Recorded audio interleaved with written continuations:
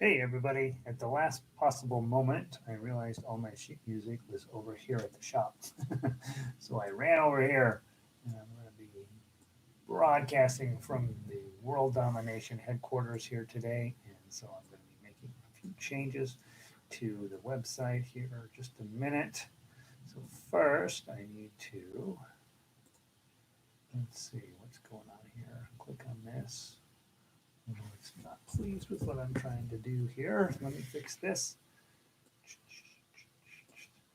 Okay, click. All right, we'll copy here, tweet that, go to our website. The website's denverguitarorchestra.com, and I'll get the everything's figured out here in just a second. It's kind of a mess right at the moment. Today we are going to be playing Farmer in the Dell, which is a dumb song, but it's going to move on to our next chord, and then we're also playing La Cucaracha, Happy Birthday, Studio in E minor, and for Elise. So we have a good day of music, truthfully. Get this posted on the website. Link. Scroll down. Enter. Edit. Settings. Open a new window. Update. Update. Okay, that'll update here in just a second. And I can view the page. Oh, it's going real fast today. Nice. Double check that it works. Takes me right to me. Okay. Then over on Twitter, log in over there. Why do I have to log in? And https:// Denver Guitar Orchestra.com. And my little face isn't popping up anymore. So over on the downloads, I put the Denver Guitar DGO. Maybe I did, maybe I didn't. I don't think I did. I'll put DGO logo.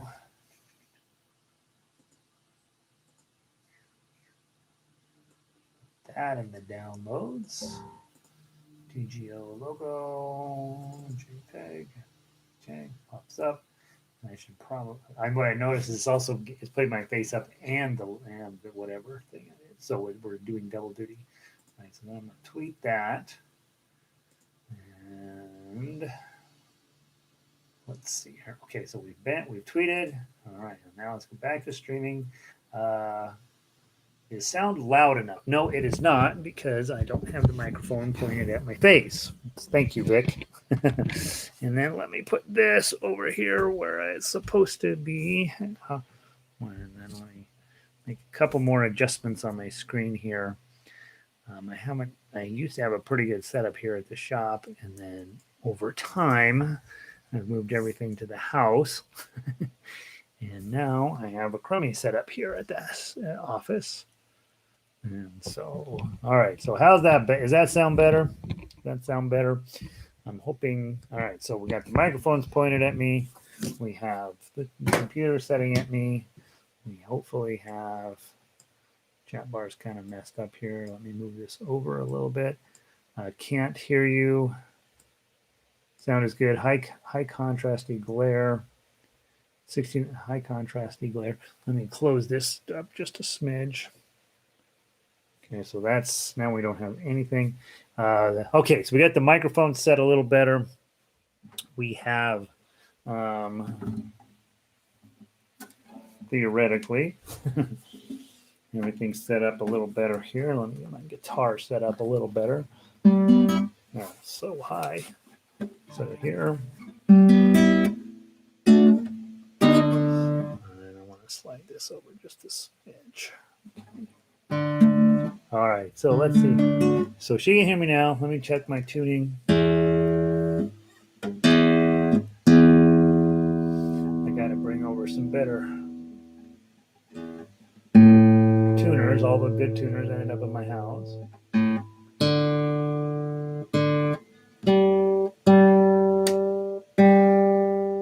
There's the culprit.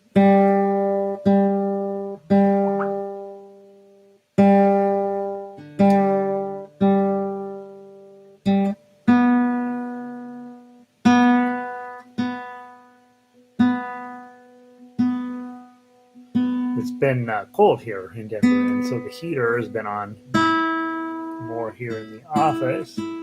And of course, that means the strings are loose. Okay,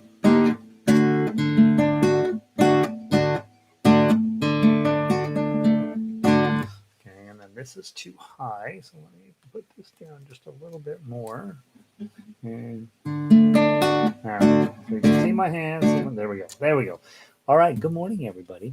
My name is Gary. This is our weekday broadcast, Monday through Friday, 10 a.m. Mountain Standard Time, whatever time that is your time. And we play one song out of book one. We play that the whole week. That way, those of you guys that are newer can settle in and get where you're comfy with that. Those of you guys who've been around a while, you're thinking about, all right, sooner or later, I'm going to have to teach my nephew how to play guitar. I'm going to see what Gary does, and then I'm just going to copy him. And then also, each day we have a song out of book one and book two and book three, and that is so that by the end of the week we theoretically have 1, 2, 3, 4, 5, and we have 8 songs, and then on Friday we play all 9. So the theory here is that most of us need to get better at the foundational skills, and so we use these songs here. And then Thursday nights we have a book 4 class, and that is for the book 4 class is, you know, the hardest songs that I arrange. There are harder songs out there, but I take those harder songs and clean them up where they're more playable anyway. So that's what we do every week, and I'm glad you guys are joining me. Vic is here. She lives in Eugene. Elizabeth is here. She lives up in Greeley. Saw Elizabeth over the weekend, which was very exciting. Don't get to see hardly anybody anymore. Evelyn is here. She's in a little south of Denver here in Cuenca, Ecuador. 69 degrees and sunny right now. Vic, tell me if the sound is better. I had my microphones. I'm trying to come up with a different system here that will make me look less ridiculous. That's the idea anyway. Doesn't make me a better player, but it at least makes me clearer. Pauline is in. She's from Northern California. And Arlo's in. He's from Denver. And Elizabeth, this old typewriter. This is my original, very first typewriter I ever owned. Bought it in high school. I was about 16 probably, so that'd have been 80, 81, somewhere in there. And I bought it because we were going to have a get together and write your term paper party, and we had an old IBM electric with the ball on it at the house, but my parents wouldn't let me take that, of course. Plus, it weighed 10,000 pounds, and so I went over to the pawn shop that used to be over on Colfax, and bought that typewriter, and I used it for years. I used that one exclusively until computers came out. So now it sits there, and there are, I guess, they're fond memories, right? So yeah, it's gathering dust. I gotta dust it. That's what I do with it now. All right, so it's a Smith Corona. It is an Olympia. It's an Olympia. And back when I went to college, I actually took it with me to college, and they gave us these little buffalo stickers, and I stuck a buffalo sticker on it, and it's been on there ever since. So eventually I threw away the carrying case with it, because you take the typewriter out of the thing, and then you have the carrying case, and then you got to store the carrying case, and then at some point you put it back in, and you're always fighting. Every time you take it out, you got to deal with the carrying case. So I just threw the carrying case away. So, and then I'm going to keep that until I'm dead, and then they can throw it away. All right. Let me pull up our playlist today. And today, it's beloved, the beloved Farmer in the Dell. Let's just run through it real quick. I think most of you guys have been here this week. I got to mention, I'm taking tomorrow off. I haven't been making any money off of this shop, so I haven't been really rushing around to file tax and my sales tax thing. And usually it's a $50 fine if I don't get on it right away, but they're starting to send me increasingly agitated notes that I haven't done my taxes for the sales tax return for the city of Denver. Normally my taxes are in the net range of sales taxes are in the range of pocket change, but it's the process that they get freaked out about. So I'm taking tomorrow off to do my taxes for the city. And so I won't be here tomorrow. So that means tomorrow, what I'd suggest is you log in, play Farmer in the Dell, look through London Bridges Falling Down, Hyde and Rosaline. Those were the songs that we were meant to play. Yet tomorrow, I moved those to Wednesday, and then on Wednesday we'll also cover Mary Had a Little Lamb and Home on the Range. Both London Bridges and Mary Had a Little Lamb have key changes in the middle of them, and that's really the kind of the main message behind those two songs is getting comfy with key changes, what it's good for, what it's not good for, and that sort of stuff. So no class tomorrow, but it wouldn't be a bad idea for you to just sit down and play through the songs that we were going to play tomorrow, and then after Wednesday we'll be caught up. So everything's that. Also, there's no Thursday night class this week because I have my condominium association board meeting. So no class on Thursday night and no class on Tuesday. So put that into your schedule, and we go from there. All right, Farmer in the Dale.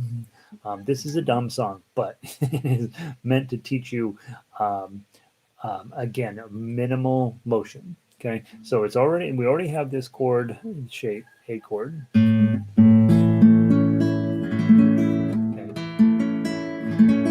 And then, unlike Farmer in the Dell, this is in 6/8. So when we're in a time frame of 6/8, we usually count it in two. The farmer in the dell, the farmer in the dell.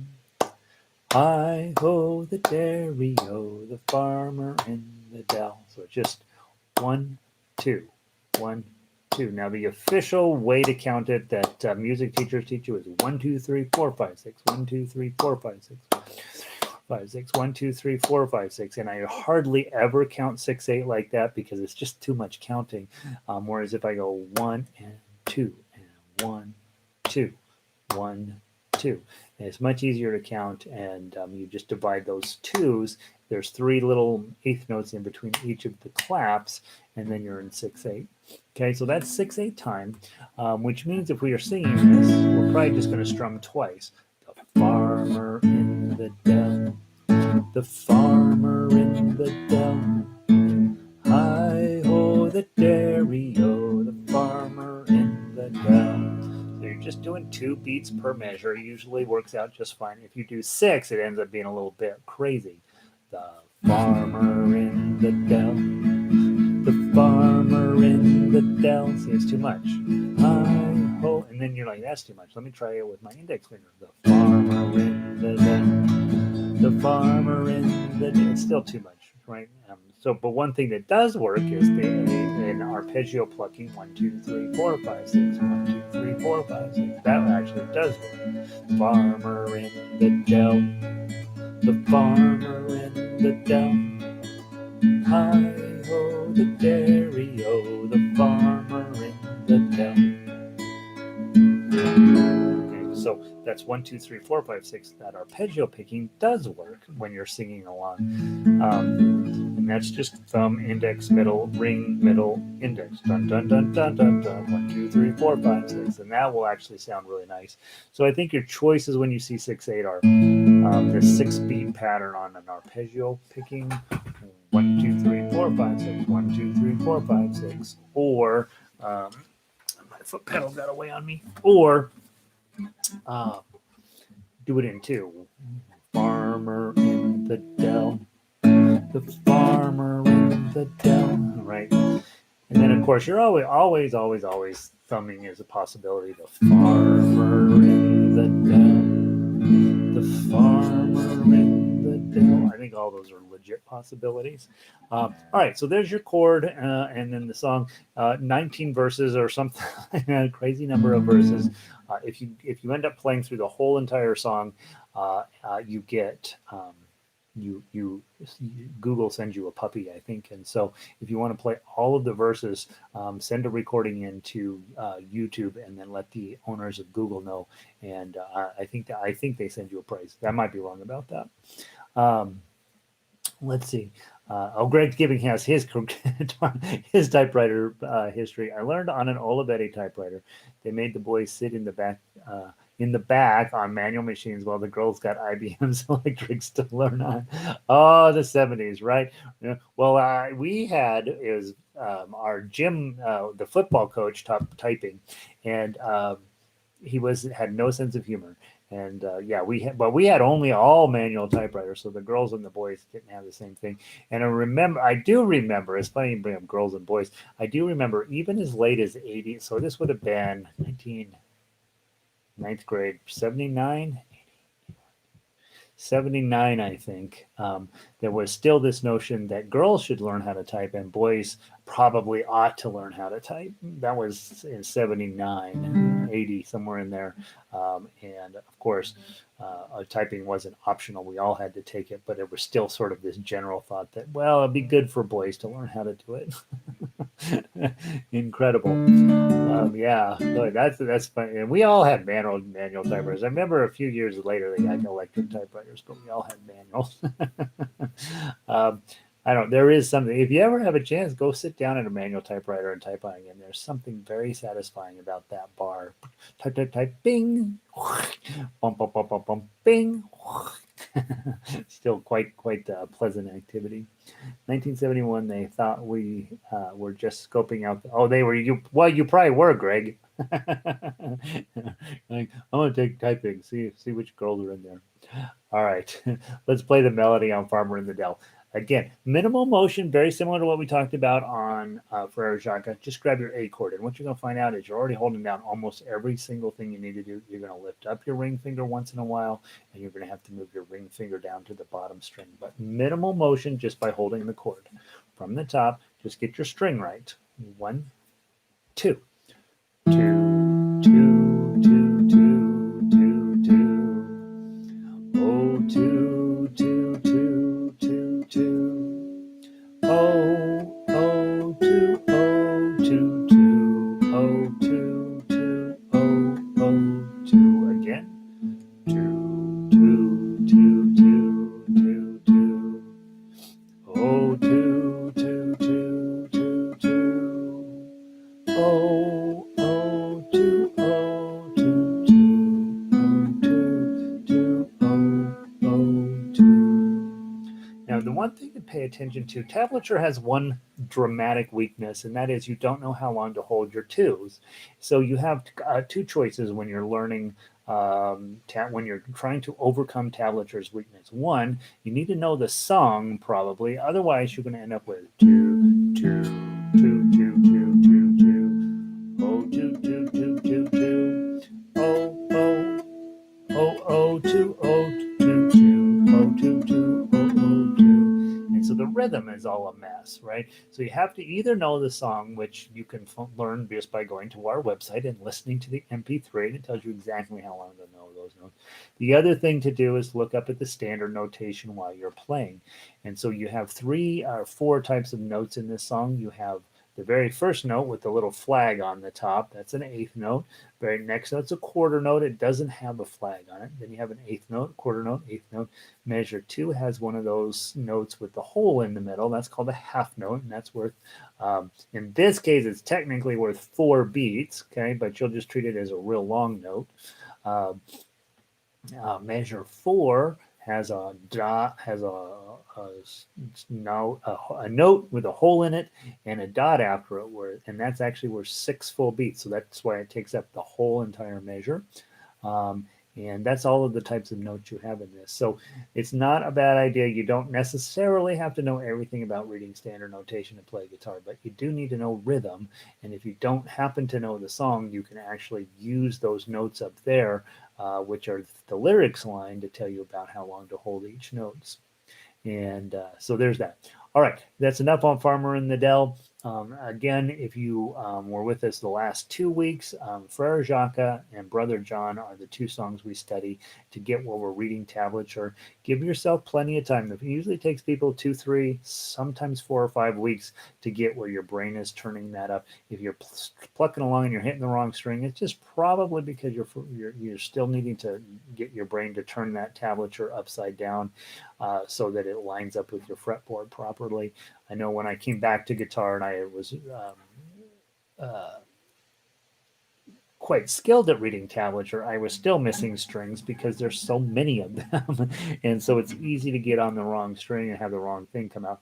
But that's a separate issue. Hitting the wrong strings is a separate issue from are you reading it, and do you know which strings you're supposed to pluck? And so when you're brand new at learning to read tablature takes a little while, and then after a while you're like, I don't. And the good news is once you get where you understand how to read tablature, you can play every instrument that's has all the fretted instruments because the tablature is written the same for all of them, which is, so you decide, I'm going to go with banjo. And you're like, well, okay, see you later. And banjo tablature, mandolin tablature, they're all written the same way. They're all written upside down. Okay, let's. For those of you in books 2 and 3, let's play the tough acts. If you are in book 1, don't feel like you should be playing tough acts yet. Okay, grab your A chord. 1, 2. I'm sorry, 2 beat counting. 1, 2.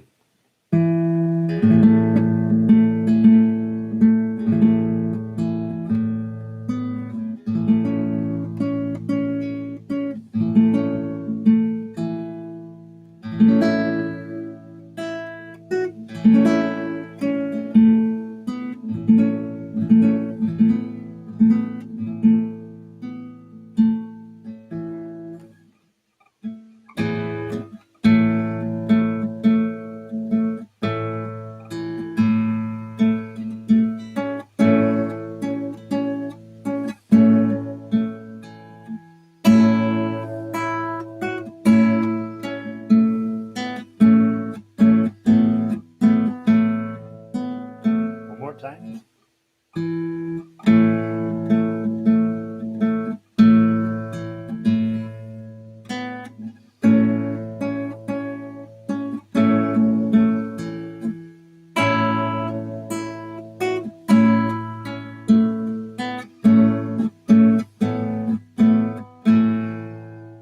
Just let it ring out. One thing I will mention to those of you guys in books 2 and books 3, like look at measure 5. You are thinking, well, I'm working on my claw on this time around, so I've already strummed through it once. Now I'm going to work on my claw through it. And you get to that place, measure 5, where you're like, all right, I only got 4 fingers, and it says to play 5 strings plus do a glissando on there. So my thought usually when I see that, when I'm preparing something that I want it to sound really pretty, my first thought in there is the melody notes on 0 of the first string. So that I can't really change. So I'm likely just to take my IMA fingers and just leave those on the bottom 3 strings. Then my thumb is going to end up on the 5th string because that's an open A and the chord is an A. So that sounds nice, which means this string, the 4th string, is going to get dropped out.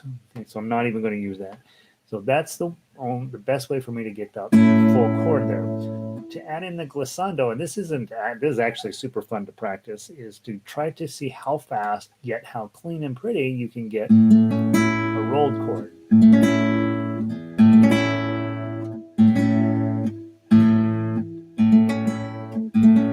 If you watch, the advanced guitar players, they're all really slick at that. You can do it almost without you even noticing that they're doing it. I'm not that great at it. But it's a good way to create the rolled sense of the glissando, get almost all of the notes in from the chord. You're dropping 1 string in order because you're out of fingers. And obviously the arranger thought you should do, right, which is beautiful, but you could also do and get a little bit different texture out of it and still sound equally cool. All right, so there is Farmer in the Dell. We will keep moving forward. Our next tune is, where am I? Oh, La Cucaracha. La Cucaracha is designed purposely to be played differently than we usually play. And I think I might have pulled this one out separate. Let me see if it actually made it into book 2. H-I-J-K-L. It didn't. Oh dear. Surely I have it in my downloads, storage, guitar. Where's get the downloads? Guitar. C. J. I don't. Are you kidding me? Okay, fine. Hold on, guys. Give me just a second. I thought I had it in this computer. And the computer is saying I do not have it in the computer. Let me go grab it. The thing with La Cucaracha, I'll be chatting about it as I'm busy downloading it. The thing about La Cucaracha that I love is that it's not so really supposed to be played soft and beautiful like a rock ballad, but really you're supposed to be getting that staccato feeling, because what's going on here is this cockroach has wandered into the casa, into the house, and it is missing a leg, but it hears music playing, and it's just in love with the music playing. And so what does it do? It starts to dance. Well, so you've got a picture. There's a three-legged cockroach dancing around the, okay, there he is. There it is. So the three-legged cockroach is dancing around the house, and to the music, and then it's dancing around, dancing around, dancing around. But obviously, the people are not excited to have the cockroach in the house, and so they sweep it out of the front door. Well, and it comes right back in and starts dancing again. So that's the feeling that you're trying to get when you play this song. And the way we get that is to do staccato playing. Dun dun dun dun dun dun dun dun dun dun dun dun dun dun dun dun dun dun. Okay. Dun dun dun dun dun dun dun dun dun dun dun dun dun dun dun dun. Okay, so that's what you're going to be after. And in order to get staccato playing, you really do need to play with your claw. So let's go in there, and I'll show you how that works. I got to back out of this. And then I have to go back in. Just about got it up here, guys. I thought I already had it in. I can't believe I don't already have it in here. There you are. La Cucaracha. Okay. So when we are talking about this, if you're playing with chords, so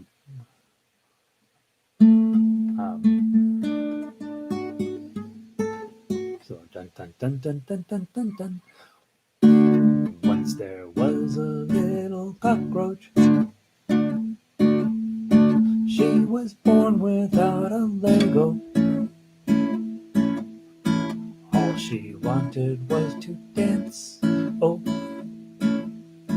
dance to jig while music played.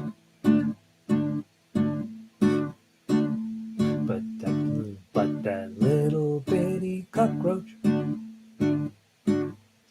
she was chased out every door. Oh, but the music always charmed her, and she danced again today. Okay, then go on to page 2. The little cockroach, the little cockroach, all she wanted was to dance. She didn't mind that her leg was missing when she heard the music play. Go back to 10. The little cockroach, the little cockroach, danced a jig while music played. Her joyful heart leapt, her teary eye wept. Then they chased her out the door. So cute little tune, right? Mexican traditional song, and what happens in lots and lots of folk music is that everybody sings it a tiny bit differently. The words sort of get modified and changed over time. I don't know how many hours I spent chasing down various versions of La Cucaracha when I needed to put this together originally. And so the words are pretty close to what it's supposed to say.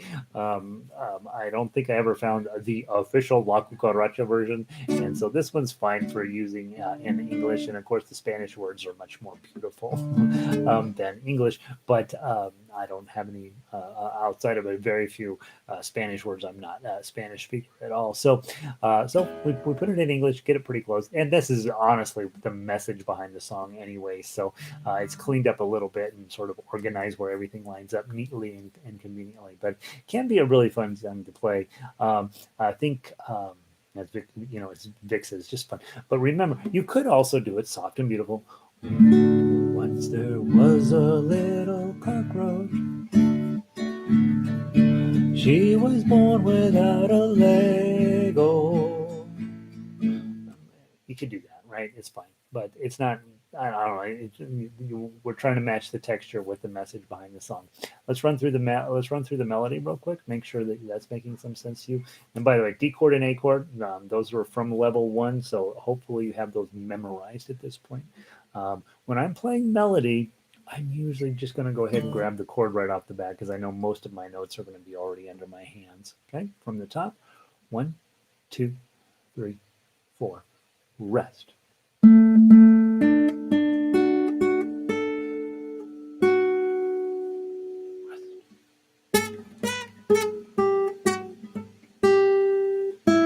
That's a great place to talk positional playing.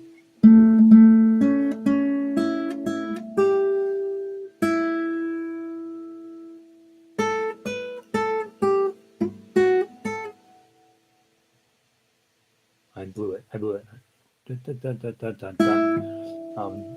My eyes went to the wrong spot. 5, 7, 5, 3, 2, 0, 3. Now let's go back to the top. Sorry, from the top. Go.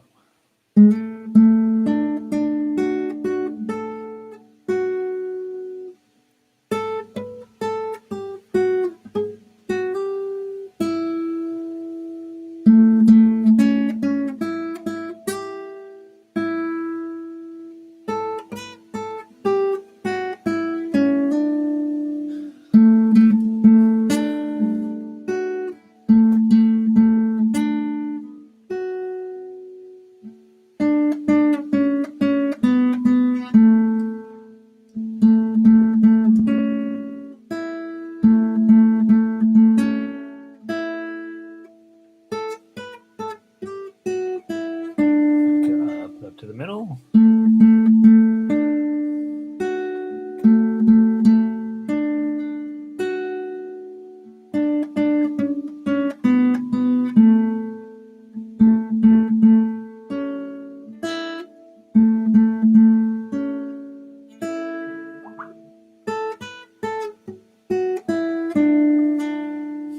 So where I got myself in a pickle when I went not looking ahead, obviously, that middle section there, measures 1 and 2 work perfectly with the D chord, right? Okay.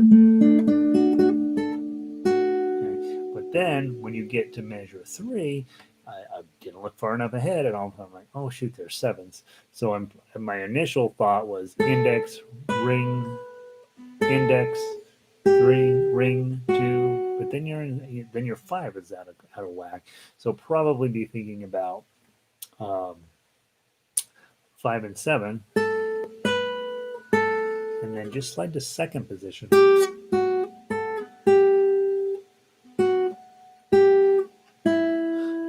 So once you wipe out like I did, you would go back through and say, okay, and rethink your fingering so that no matter what you do, you're going to have to be making a positional change in that spot. So figure out what way would make the most sense for you not to blow it. All right, good. And so we'll be playing this one on Friday again. But the goal here is, if you play a melody, I still go with my thumb because I think it sounds prettiest. But you could be doing your iams, those of you thinking about classical guitar. And then also, if you are doing that, you get a little bit more. If you are plucking it, you get a little bit more of that cockroach feeling.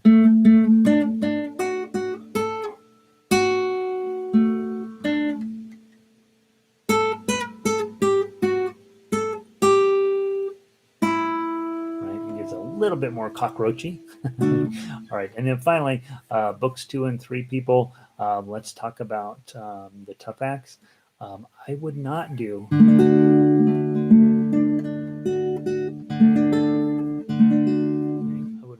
look at staccato feeling. And when staccato, you have a couple of choices. One, you pluck it and then put these back down. That's one way to do staccato. The other way is pluck it and then lift up on this just a little bit. Okay, the problem is with that is it doesn't stop this one from ringing, right? So if you got to get if you got to get strings stopped that you're not holding down over here, you're going to have no choice but to bring this guy back down on there. Okay, let's give it a try. 1, 2, 3, 4.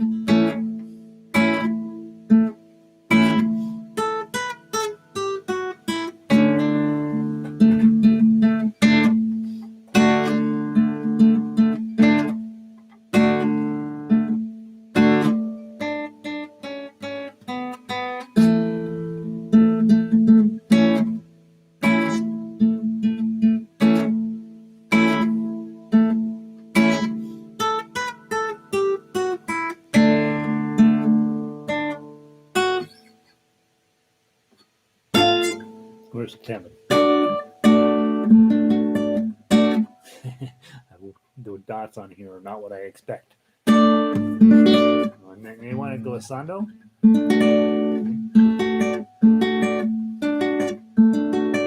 Or that A string on the bottom doesn't sound that great. Or that's probably it. That sounds more Spanish, doesn't it? All right, so have a little bit of fun with that one. That one's supposed to be silly, and if you bring your Hotel California and Stairway to Heaven skill set to that, you might miss the message from it. So that's my thought. I love that song. I love it. I think it's super fun to play. Okay, next up on our list of the hits for the week is Happy Birthday. Let's go grab that one. Only it doesn't take but a minute to go through it, but the key, of course, with Happy Birthday is wouldn't you love to just be able to play this without going to look it up, And I think sometimes, because I'm always throwing more music at you, sometimes there's this sense that, well, I don't need to really, I'm always going to have the sheet music in front of me. And for Happy Birthday, you probably don't want that. You probably really do want to put it to memory. It's only 3 chords, 3.5 chords, really. And the chances of you playing it melodically is pretty small. Most of the time when this comes up, it's going to be a singing situation. So grab your G chord. Happy birthday to you. Happy birthday to you. Happy birthday, dear Joe Schmo. Let it ring. Happy birthday to you. And so you can put your fancier G on. Happy birthday to you. Happy birthday to you. Happy birthday, dear Joe Schmo. Happy birthday to you. And of course, those of you guys that are singers, you should be thinking about, is that the best key for me? Okay, here's how you can remember how you adjust. You take your thumb. If I put G here, that means A, B, C, and D are my other two chords in this. Okay, G, and sure enough, that's exactly what's in here. Okay, and so if I want to play it in A, then D and E are going to be my chords, and then it changes how I sing it. Happy birthday to, happy birthday to you, happy birthday to you, happy birthday, dear Joe Schmo, or Joe Schmo, happy birthday to E7 to you. Okay, and I would just, if you're like, oh, that key is better for my voice, you can also do it in C, F, and G. Right? Happy birthday to you. Happy birthday. Stay on G. Happy birthday to you. Happy birthday, dear Joe Schmo. Happy birthday to you. I'm putting on a bar chord G on purpose because there comes that point. Joe Schmo. Okay, so there's that. Your main guitar keys are C's okay. It's not great because you have an F in it, right? So we usually skip it. We usually do G. And then D is another great guitar key, and A. And then E is pretty good. E is okay because you're going to go to B7. Okay, but in this song, B7s are a little too tense up until the very last, next to the last chord. So I don't put a ton of stuff in E unless it's going to be fairly simple folk music. But A works, G works, and D. Okay, remember D, E, F, G, and A are your buddies. Okay, so you're going to go with Happy birthday to you, Happy birthday to you, Happy birthday, dear, and then your D, G, E, A, G, dear Joe Schmo, or Joe Schmo, happy birthday to you. And in that case, A7. Okay, so that's how you would start transposing. You start on a song like this, go through all of your likely guitar chords, and if you were on electric guitar, we would have you do one with all bar chords, right? So we'd start you off with maybe whatever this shape, you know, happy birthday to you, happy birthday to you, happy birthday to you. Wherever it is, I don't play bar chords like that enough. I don't play electric guitar enough to keep those memorized. But if you start on 1, 6 is its friend. So then 7 would be, right? And just use your major shape. Happy birthday to you. Happy birthday to you. No, you have to go to 9. Happy birthday to you. Happy birthday to you. Happy birthday, dear Joe Schmo. Happy birthday to you. So that's how you would use your bar chords. Just fish around till you find the right ones. There's not a lot of fishing around. It's fairly predictable rule. If you're holding the E shape and you're on 2, well, 2's going to match up to 7 and 9. And there you go. Okay, so that's how you would play it with chords, and that's how you're probably going to do it. Next would be, how are we doing on time? We got to finish up. Next would be, let's play through the melody really quickly. 1, 2, to be counted. 1, 2.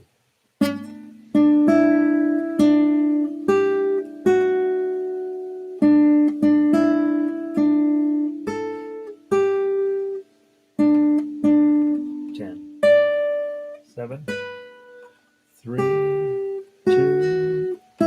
Let it ride for a second. 8s.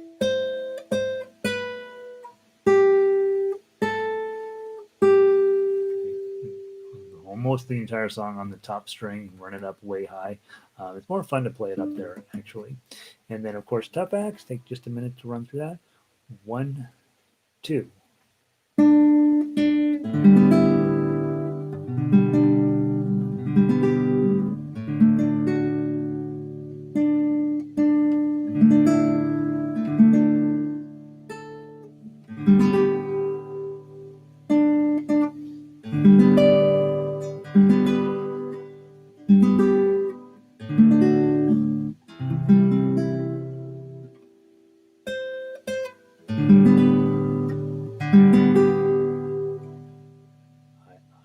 ID7.